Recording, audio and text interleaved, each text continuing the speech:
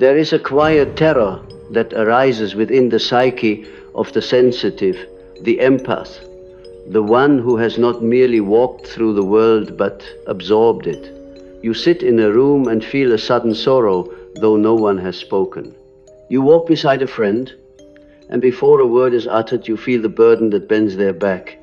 And yet when the night descends and you are alone with yourself, you begin to wonder, was that mine? Or was I merely the vessel of another soul's forgotten grief? The truth is not easy, and the psyche does not yield its secrets lightly. But if you are to understand the strange possession of emotion, you feel we must begin not with sentiment, but with shadow. You see, to be human is not simply to be oneself, it is to be many selves. The ego likes to believe in its singularity, its autonomy, but underneath this illusion lies a great underworld of psychic inheritance, an ancestral lake of symbols, fears, joys, and traumas, which we call the collective unconscious. And it is there that the empath's sensitivity becomes both a gift and a curse. For when you have not yet learned where your psychic skin ends and the world's begins, you become open to the projections and shadows of the collective field. You become a walking sponge for the archetypal unrest that others refuse to feel. But let me be clear, this is not compassion, this is unconscious absorption, this is emotional possession. I recall a dream once shared by a woman who was tormented by these very feelings. In the dream, she stood in a cathedral filled with statues. Each statue wept silently, though their faces were serene. She went to touch one, and as her hand made contact, the sorrow flowed into her. One by one, she touched them all until her body became heavy, bloated with grief that did not belong to her life. And then, in a sudden twist, she saw her reflection in the cathedral glass. Her own face had turned to stone. This is the fate of the empath who does not individuate. They turn into the very repository of the world's pain, petrified by it, frozen by sorrow that is not theirs to carry. For you must understand, empathy without boundaries is not virtue. It is violation of the soul's natural order. It is a secret contract that says, I will carry your darkness so you do not have to.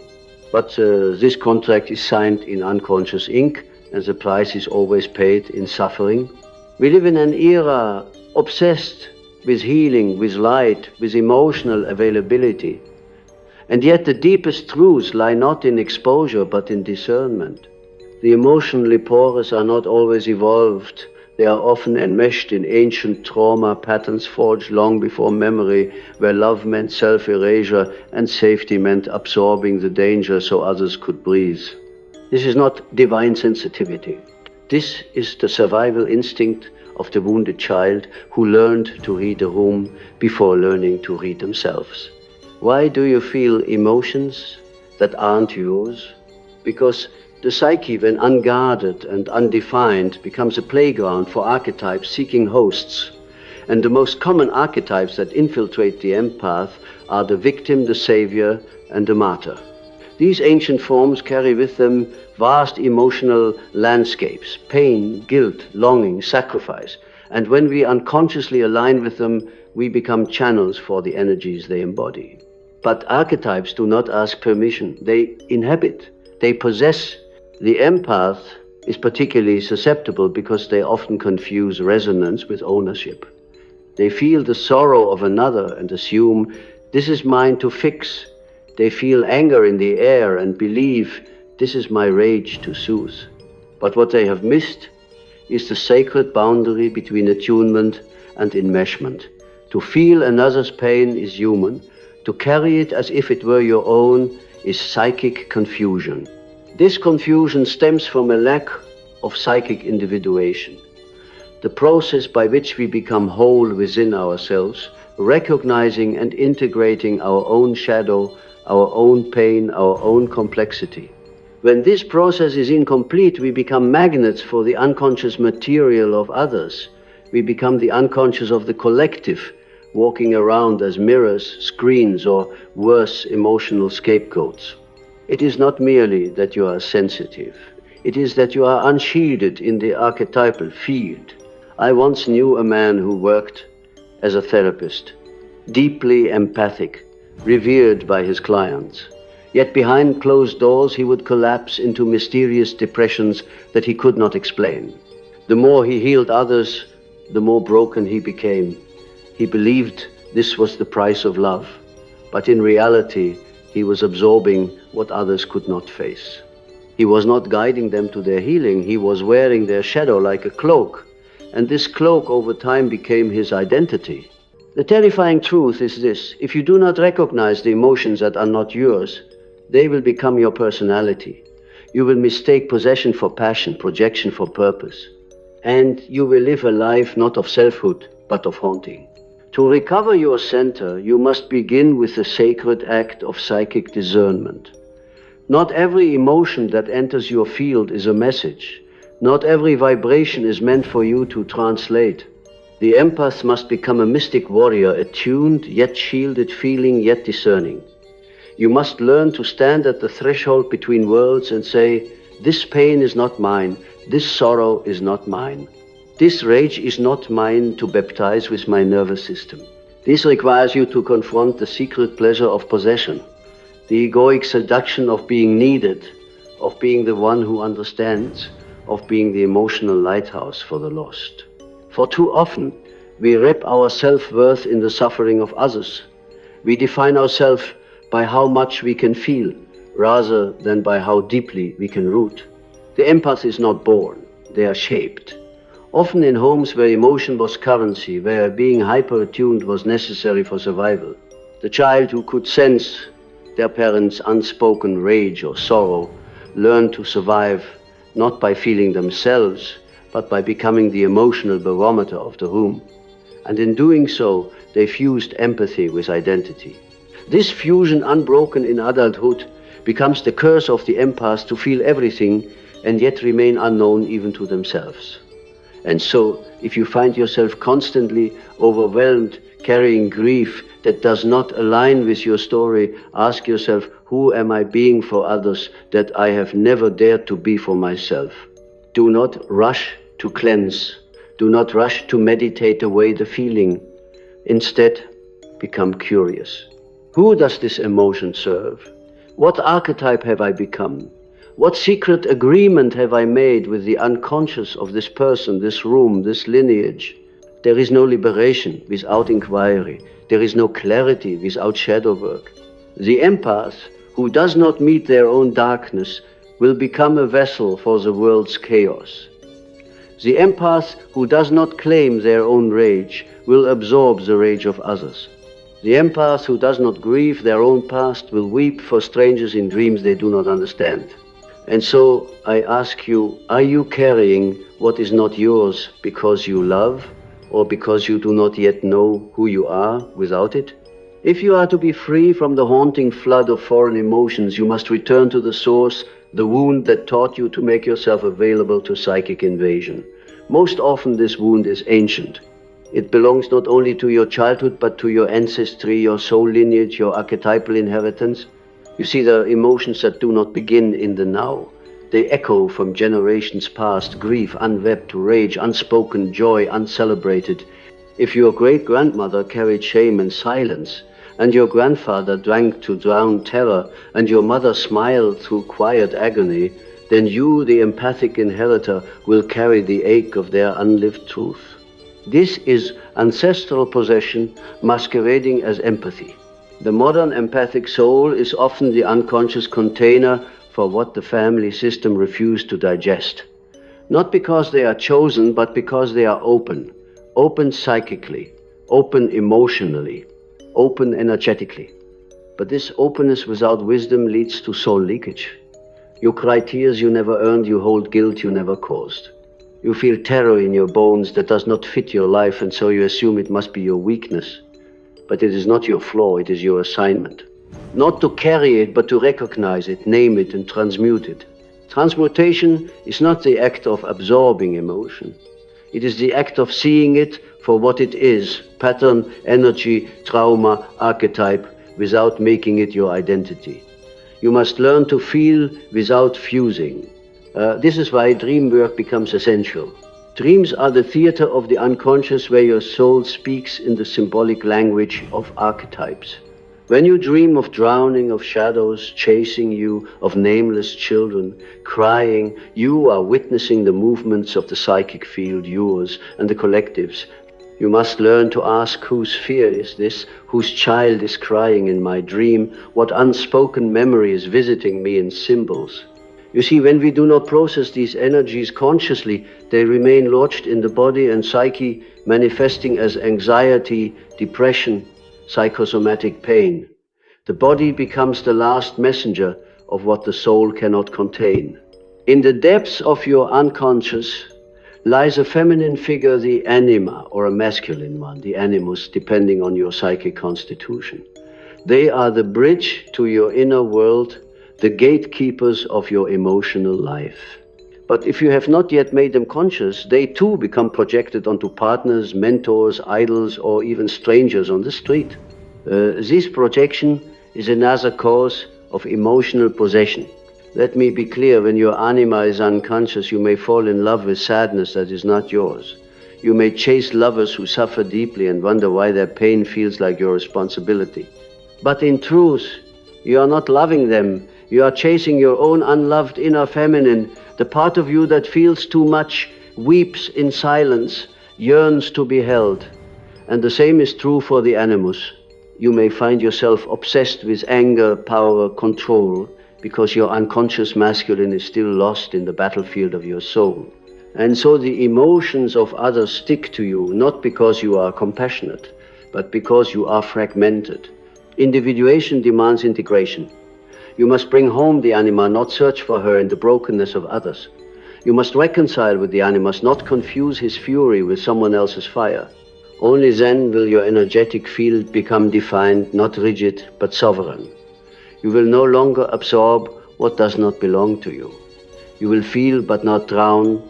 You will care but not collapse. There is a strange pleasure in being overwhelmed by other people's feelings. Do not deny this. For some, it is the only way they know how to feel alive. To carry emotional intensity is to feel necessary, special, spiritual. It becomes the identity of the empath. And yet this is merely a false self constructed around emotional enmeshment.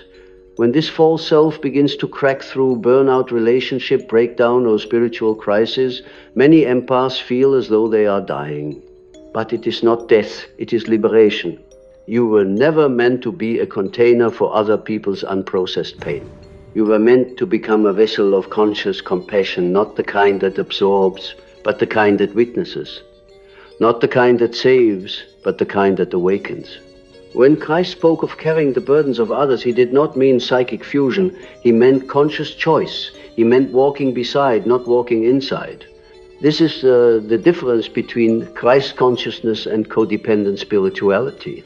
You must ask yourself, what do I fear will happen if I stop absorbing their feelings? Will they fall apart? Will they leave? Will I become useless? Will I feel empty?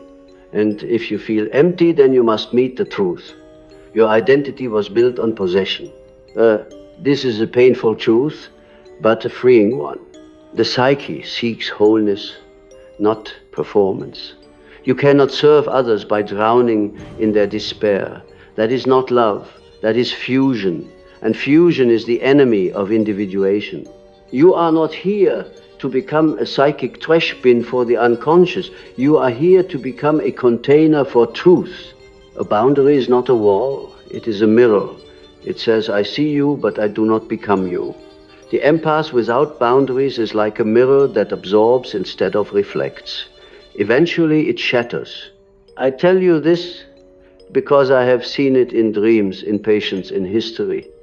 The mystics who burned out too soon, the healers who died young, the lovers who lost themselves in the agony of others. They were holy, yes, but they were also uninitiated. They mistook sensitivity for wisdom. They mistook suffering for purpose. They died not for God, but for trauma. This must end with you.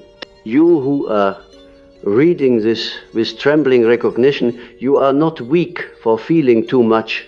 You are simply untaught in the psychic hygiene of the soul. And so your work begins to name.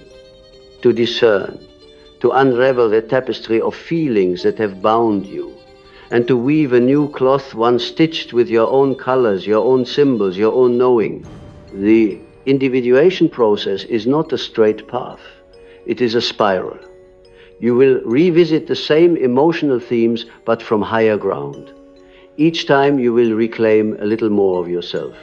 Each time you will shed one more projection. Each time the emotions you carry will become more precise, more authentic, more yours. And one day, yes, one day, you will walk into a room filled with pain and you will not absorb it. You will see it. You will name it. You will stand as a sovereign witness. And in that moment you will know, I am no longer possessed. I am present. Here is a moment in every awakening when the soul must admit a brutal truth. What I thought was love was fear wearing a holy mask. This is especially true for the person who identifies as an empath. So often, the one who feels too much is not just sensitive, but scared. Scared of rejection, abandonment, separation. Scared to be seen as unkind. Scared to say, this pain is not mine to carry. And so they absorb and call it compassion. They merge and call it unity. They dissolve their identity into the emotional tides of others and call it Christ-like. But love does not possess, and true empathy does not mean entanglement. It means presence without penetration. Let me speak now of projection, for it is the engine behind emotional possession. When you carry someone else's emotions and believe them to be your own, it is often because you have projected a part of your own unconscious into them, or they have projected theirs into you. The boundary becomes porous. The souls entangle through fantasy and unresolved complexes. You feel their sadness because you have not yet faced your own. Or they see you as their savior because they have not yet faced their inner child. And in this theater of projection, emotion flows like electricity, unconscious to unconscious. The question is not, why do I feel so much? The question is, what does this emotion say about what is unhealed in me? The empath becomes a mirror, but the tragedy is that they often believe the reflection is themselves. This is the shadow of empathy, the secret craving for identity through pain. If I feel your emotions, I must matter to you. If I feel them deeply, I must be spiritually advanced. But in truth, many empaths are not channels of wisdom. They are channels of fusion, trained since childhood to detect danger, anticipate feelings, and preempt abandonment. Childhood emotional enmeshment becomes adult spiritual confusion. You may remember being the one in your family who felt everything. Perhaps you were the emotional barometer, the peacekeeper, the parent to your own parents, the silent absorber of family chaos. In those early years, you learned that to feel was to survive, that to carry pain was to stay safe, that to not feel others was to become invisible, unwanted, unloved. This early fusion creates a wound so deep, it becomes your personality. But your true self, the one beneath the emotional debris, is still intact. It waits, it watches. It whispers through your dreams, your fatigue, your longing to be free. Freedom begins the moment you question, is this mine?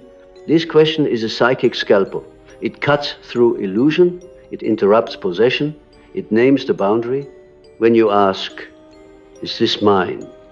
You begin to disentangle your soul from the collective fog. You step back from the edge of fusion. You remember who you are, not what others feel through you. I once wrote, until you make the unconscious conscious, it will direct your life and you will call it fate.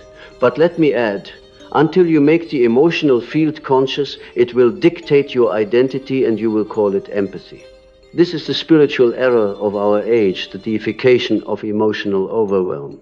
You are told that to be overwhelmed is noble, that to cry endlessly is proof of divinity, that to feel everything is to be awakened. But I tell you now, to feel everything is to be split into 1,000 pieces.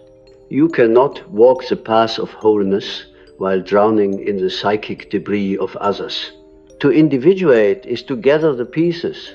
You must learn to differentiate between the authentic emotion of your soul and the foreign emotional code that has been programmed into you by trauma, by lineage, by culture. Your tears are not always holy.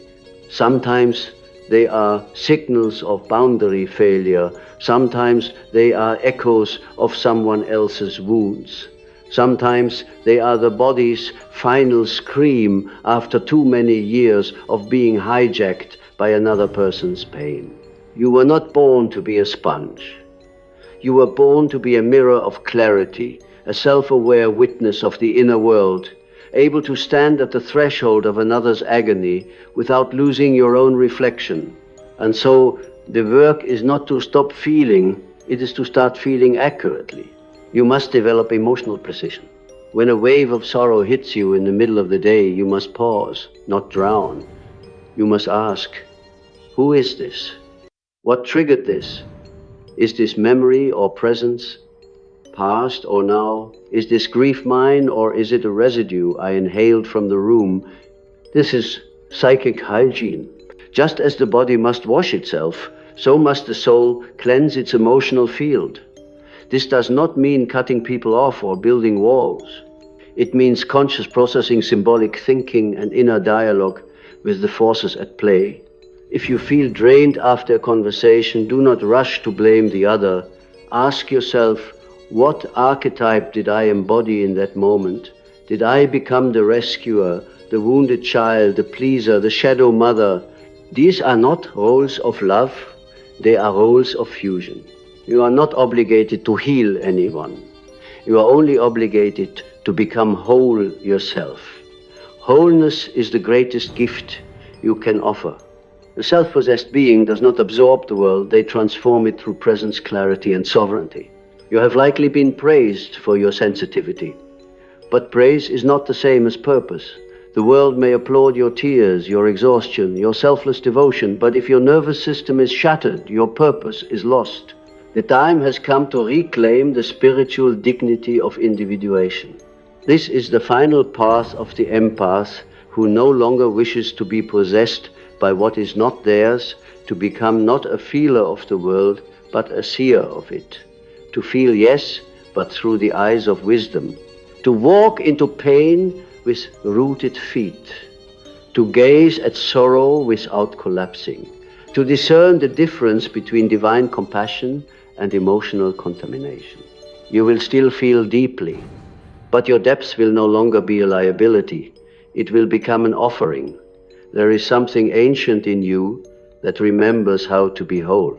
It is older than your trauma, older than your persona, older even than your name. It is the self, the archetype of totality, the central organizing force that longs to unify all your fragments, not by suppressing emotion, but by illuminating its origin. This is the divine root of all inner work, not to escape pain, but to reveal it, to shine a light so radiant that even the most alien feelings return to their source and speak their true names. Let us return now to a familiar but misunderstood terrain, the shadow. I do not mean merely your anger or shame or sexual desire, though these are indeed its emissaries. I mean the living darkness within you, the unconscious repository of everything you rejected to become acceptable, safe, spiritual kind. The shadow is not evil, it is exiled, and anything exiled gains power in the dark. Now consider this: much of what you feel from others is actually your shadow calling to you, projected outward, reflected back. You think you feel someone's sadness, but it is your own grief unacknowledged. You think someone's anger pollutes the room, but it is your own rage, repressed since childhood, now finding a mirror. You say, I'm an empath. I absorb energy, but often it is your unconscious, scanning the field, seeking the lost parts of yourself, encoded in the world like sacred symbols in a dream. In truth, you are not absorbing, you are remembering. Each emotion you pick up might be a symbolic messenger, an echo of something unintegrated yearning to come home. The mistake is to take the emotion literally, to believe it belongs to another. The healing begins when you translate it symbolically, ask what part of you it awakens, what wound it sings, to what dream it reactivates. Emotion is never just about the moment. It is a portal. Every time you are overwhelmed by someone else's feeling, ask yourself, what is this trying to show me about my own psychic field? To walk the path of Jungian individuation is to become fluent in your own emotional mythology. This is not an intellectual practice. It is a mystical one. You begin to dream differently. You begin to feel symbols move through your body like rivers of forgotten meaning. You no longer say this is anxiety, you say this is the archetype of the orphan awakening in my chest. You no longer say I'm just tired after seeing that person. You say my soul encountered a wound that mirrors mine, and I must now return to myself and integrate it with reverence. Integration is not about fixing. It is about inviting. You must invite your own shadow to the table. You must offer hospitality to every part of you that was once too much, too emotional, too intense, too chaotic. Until you do, you will continue to attract those very qualities in others and mistake them as invaders rather than reflections. Correction always seeks resolution. When you carry what is not yours, it is because you have not yet made peace with what is. You see, the empath is often addicted to pain, not because they enjoy suffering, but because suffering gives them a false sense of identity. If I am needed, I am worthy. If I feel what you feel, I belong. If I carry your burden, I have purpose. But purpose built on possession is not purpose. It is martyrdom masquerading as love. You were not born to be a martyr. You were born to become a whole human being, alive in both shadow and light. This path is narrow. It is difficult. It will make you strange to others. You will no longer fit into the mold of the helper, the healer, the emotional savior. People may say you have changed. They may say you've become cold, distant, selfish. But you must remember you are not abandoning them. You are unpossessing yourself. True empathy flows from sovereignty, not fusion. To become sovereign is to reclaim your inner world from the dominion of others' pain. It is to learn how to be with someone suffering without becoming their container.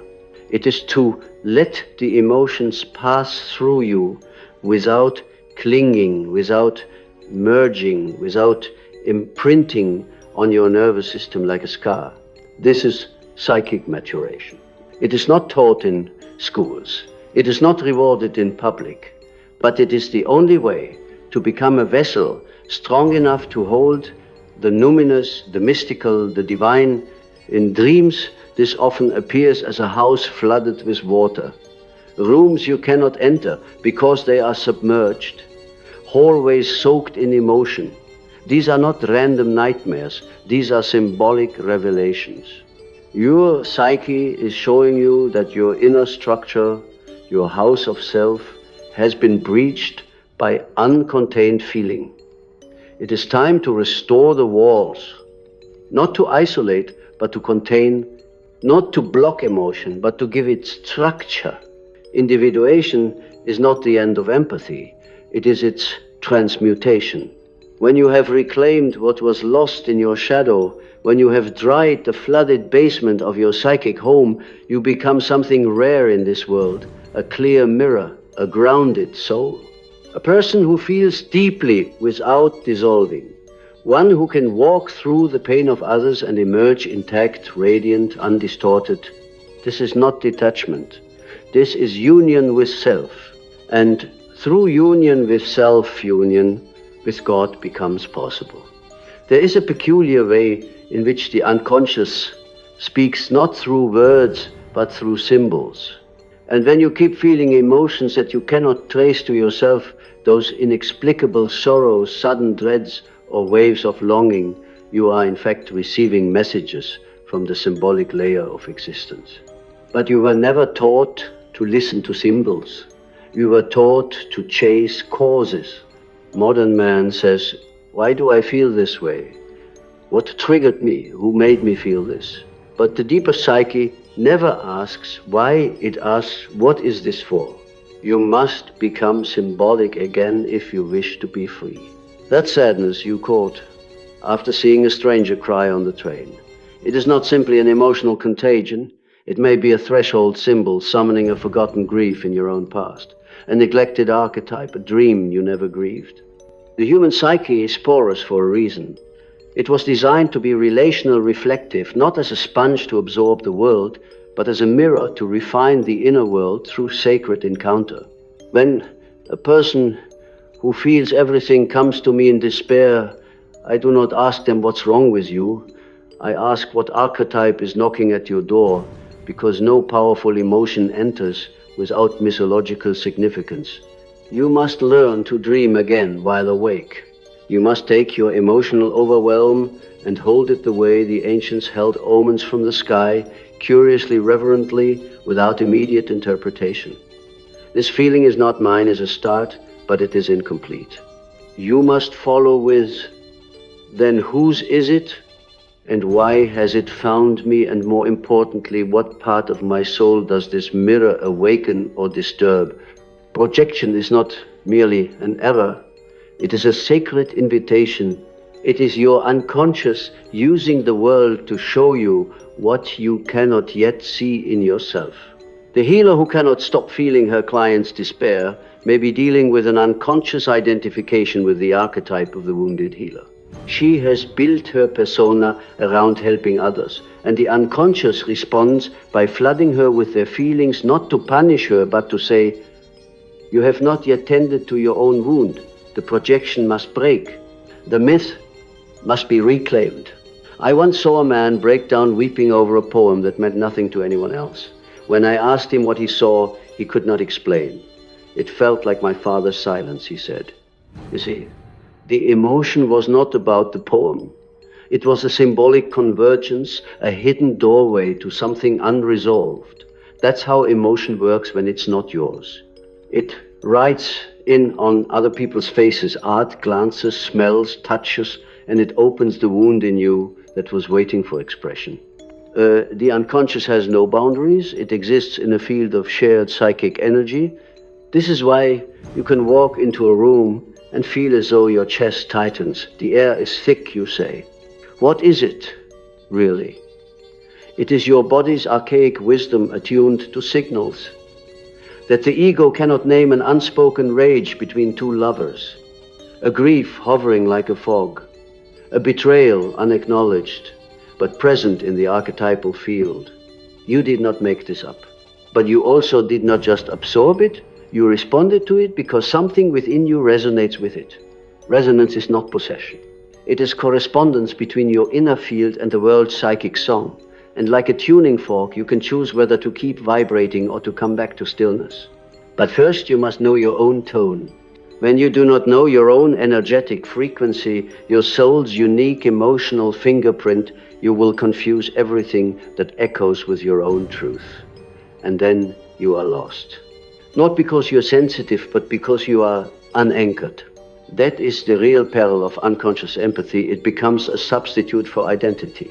But your empathy is not the problem. Your lack of inner structure is. Build a temple inside yourself, not of stone, but of consciousness. And each time you feel too much, retreat there.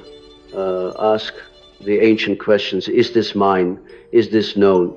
What image arises with this feeling? What memory comes unbidden? What part of me have I not yet named? You may be surprised by what answers. Sometimes it will not be a thought, but a dream image, a red bird, a flooded road, an empty cradle. Other times it will be a voice, a whisper from the back of the mind. You still carry your mother's grief. Or, this same is not yours, it belongs to generations. The psyche remembers what the ego forgets, and it returns those memories wrapped in feeling. You are not cursed, you are called. Called to live symbolically again, to honor emotion not as a thing to manage or explain, but as a visitation, a transmission, a movement of soul. And when it is too much, when it threatens to consume you, let that be the sign you have left the symbolic and entered the literal. That is when you must translate, not absorb. To translate is to take emotion and give it meaning beyond its immediate appearance. To do that, you must become an alchemist of the soul. Not to transmute lead into gold, but to transmute sorrow into vision, pain into purpose, overwhelm into myth. You become a mystic, not by seeing angels, but by seeing your sadness as a message from the deep, away from the self, asking you to come closer. And that is the final threshold for many to allow emotion to initiate them. You keep feeling what is not yours because something in you still believes you must suffer to be connected. But true connection begins not through shared suffering, but through shared presence. And you can only be present when you are whole. Wholeness does not mean healed. It means nothing is rejected, all parts are known. And when all is known, you cannot be possessed by others' pain because you carry your own with such reverence that nothing foreign finds a foothold. You become luminous in your groundedness. You become mysterious in your clarity. You become what I call a vessel of the self. A person who can walk through the shadows of the world, feel what is around them, but remain rooted in the radiant stillness of the deep. Do not imagine that individuation is a clean process. It is a series of breakdowns, each one tearing away a false identity. When you feel emotions that are not yours, they often belong to a version of you that was never allowed to speak. The child who repressed rage to keep love, the adolescent who disowned desire to keep order. These fragments live on projecting themselves into others like ghosts asking to be named. It is not that you absorb the emotions of others, it is that you have not yet integrated the ones within yourself. So when you encounter someone's sorrow, it resonates with your own buried sadness. Their grief does not invade you, it activates you. It calls to the grief that was never given language, never held in safety. And in that call, you may mistake their pain for your own because you never truly knew your own. The unconscious does not distinguish sharply between mine and yours. That is the ego's job. But when the ego is underdeveloped or too tightly controlled by the persona, it cannot filter the messages of the deeper world. Then we become overwhelmed, not because the world is too loud, but because we are too porous, too unanchored, too unfamiliar with our own shadow. What you have not accepted in yourself, you will either fight in others or feel overwhelmed by in others. A person who has not owned their anger will find themselves exhausted in the presence of someone. Angry, not because that person is draining them, but because their psyche is screaming, this is the part you buried. You are not being attacked, you are being summoned. You feel what's not yours when your soul is attempting to show you what you still reject. This is why I say do not rush to protect yourself from emotional energy. First examine it. What if it is not a threat, but a teacher? Yes, energetic boundaries are important, but too many seek boundaries as a form of escape. That is not wholeness. That is avoidance dressed as mysticism. The true boundary is not a wall. It is a soul structure built through the slow and painful process of owning all your parts. The moment you accept your own anger, other people's anger no longer consumes you. The moment you face your own helplessness, other people's despair does not drown you. Why?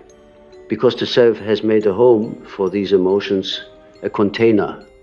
And what is contained does not leak. What is held with awareness does not possess. The emotionally porous person is not gifted by default. They are unfinished. Yes, sensitivity is a gift, but not before it is refined. Raw sensitivity is a wound. Honed sensitivity is a blade of insight. So the question is not why do I feel so much?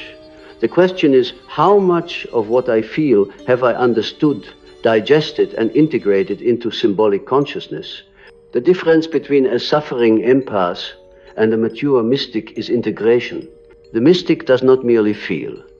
The mystic knows what the feeling means. The mystic interprets, decodes, transfigures emotion. They no longer say, I feel overwhelmed. They say the archetype of the mother is speaking, or my inner child's longing has awakened, or this sadness is ancestral. It is not a curse, but a thread I must trace. Do you see? To suffer less, you must speak the language of your own soul. That language is not diagnostic. It is not, I have anxiety or I am codependent. These are flat categories. The soul does not speak in diagnosis. It speaks in myth, in symbol, in ritual. So instead of I'm anxious, try, there is a serpent coiled in my chest. It moves when I deny truth. That is how the unconscious speaks. And when you speak back in its language, it no longer needs to scream. Every unintegrated part of you becomes louder until you turn and bow to it. Some of you feel sadness in a crowd because the archetype of the orphan lives strong in your unconscious. Others feel rage in stillness because the warrior archetype has been chained too long. These feelings are not interruptions. They are your inner pantheon rising like ancient gods in a temple long forgotten. When they appear, do not rush to cleanse them away with incense and light. Instead, invite them to speak. Ask, who are you? What do you want? What have I forgotten? Sometimes the emotion that is not yours is in fact your truest voice wearing the mask of someone else just to get through the gates of your resistance. And this is why relationships become crucibles. They are not meant to make us happy. They are meant to make us whole. Every time you feel overwhelmed by someone else's feelings, ask yourself, what contract have I made with them in my unconscious? What role do they fulfill in my inner mythology? Perhaps they are your shadow, perhaps your anima. Perhaps they carry the voice of a parent you have not yet confronted. Perhaps they are a vessel for your own unlived life. Do not dismiss their emotions as theirs. Study them, translate them, let them reflect something in you. But then, and this is important, you must come back to yourself. You must not drown in their ocean. You must learn to stand on your own symbolic shore, offering your presence not as a sponge, but as a mirror, a chalice, a witness. That is what healing truly is, not fixing others, not absorbing them, but standing fully as yourself in their presence and letting the self in you meet the self in them. This is sacred mirroring. This is the art of emotional transmutation. You no longer say, why do I feel this? You say, what wants to be revealed? You no longer ask, how do I stop feeling this? You ask, how do I make meaning from this visitation? And when you begin living this way, you will no longer fear emotion. You will honor it. You will not say, I am too much. You will say, I am a vessel for myth. You will not say, I feel what's not mine. You will say, the world speaks through me and I choose what I carry. You will no longer be a victim of emotional tides. You will become their interpreter, their alchemist, their mystic. Now I must tell you a secret, but only those with ears to hear will understand the emotion you most resist is the doorway to your individuation. It is no accident that certain energies, fear, shame, lust, sorrow, seem to leak into your being through others. The reason is not merely that you are sensitive, nor that they are toxic. It is that your unconscious is orchestrating a perfect alchemy. Life surrounds you with what you most need to confront in yourself, but are too frightened to seek directly. So the soul chooses mirrors not for flattery, but for revelation. That co-worker whose despair burdens you, perhaps she carries the sadness you were not allowed to express as a child. That friend whose anxiety agitates you, perhaps his panic echoes the terror your inner child had to suppress in silence. That stranger whose energy feels invasive, perhaps he awakens your own denied hunger for attention, touch, presence. These encounters are not curses, they are catalysts. But beware, projection becomes possession when you do not differentiate. To individuate is to hold paradox without collapse. It is to say, yes, I feel this, but no, it is not all mine. It is to feel deeply without fusing, to see clearly without rejecting. This is the sacred task of consciousness, to be a vessel, not a vacuum. You see, emotion is not only psychological, it is archetypal. Each feeling is a visitation from a deeper field, a stirring in the collective sea. When you feel emotions that aren't yours, sometimes they are not personal at all, they are transpersonal. They are echoes from the collective unconscious moving through your vessel because you are the one prepared to interpret them. This is the mystic's burden, and the mystic's power. Do you think it was mere empathy that allowed prophets to feel the pain of nations? It was not. It was the soul's tuning to the archetypal field. They were not absorbing, they were listening, and their task was not to wall off the feelings, but to transform them into vision. Likewise, you must ask, what does this emotion want to become in me? A poet, a prayer, a cry, a confrontation, a change. That is your responsibility, not to stop feeling, but to stop drowning in what you have not yet symbolized. Symbol is salvation. When you name the dragon, it loses its power to devour. When you shape the pain into image, art, word, or movement, it becomes manageable, meaningful part of your myth. And make no mistake, you are living a myth, whether you know it or not. Every time you collapse under a feeling that is not yours, you are playing a role in a story written by your unconscious. Perhaps the martyr, perhaps the savior, perhaps the exile. If you do not make this story conscious, you will suffer its fate. But if you awaken within it, you can rewrite the ending. The empath who has become conscious becomes not a sponge, but a seer. The intuitive who has made meaning of their feeling becomes not a victim, but a vessel. And the one who walks through the fire of others' emotions without fleeing, fusing, or fixing becomes the alchemical priest of their own destiny. This is no easy path. It requires ego death. It requires fierce honesty. It requires standing in the center of chaos and saying, I will not collapse, I will not project, I will feel and I will understand. I will speak the tongue of the soul. And this is the deeper truth. You are not here to merely protect yourself. You are here to transform what moves through you. You feel others' emotions not just because you are weak or porous, but because you are called to see what they cannot see. You are thrown into emotional turbulence so that you might bring consciousness to what has remained unconscious. But you must not do this at the cost of your center. You must not lose your own soul in the process of feeling theirs. So when the weight of others presses in return to the sacred questions, where is this emotion in me? What myth is this playing out? What archetype is being invoked? What am I being asked to see, to feel, to become? You are not meant to be a container of pain. You are meant to be a crucible of transformation. You are not here to carry others' feelings forever. You are here to alchemize them into clarity, meaning boundaries and truth. You are here to evolve them through the prism of your own psyche, to give them back to the world, not as wounds, but as wisdom. And in this act, this holy act, you are no longer overwhelmed. You are ordained. And so I invite you to consider that your greatest sensitivity may be your secret initiation. The modern world misunderstands the empath, the intuitive, the one who feels too much. It labels you as fragile, overly emotional, unstable, even broken.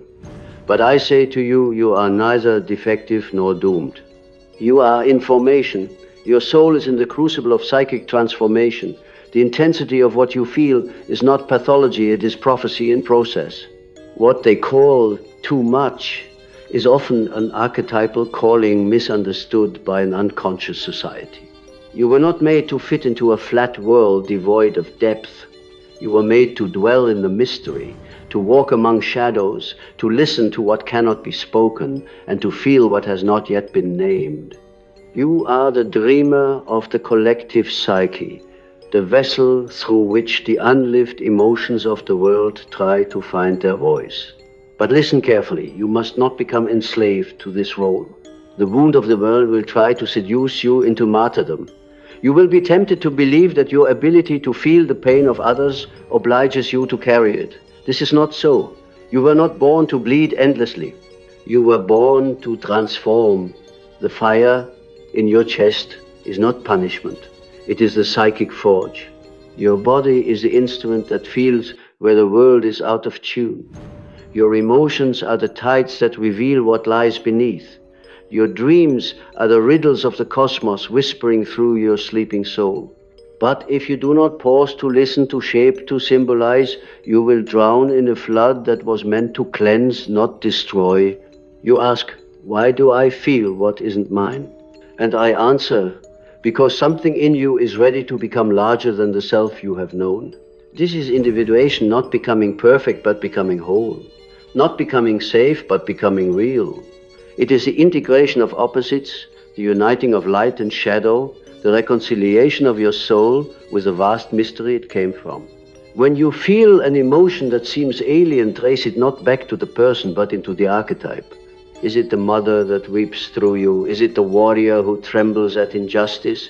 Is it the orphan crying for the warmth that no one gave? These are not mere moods.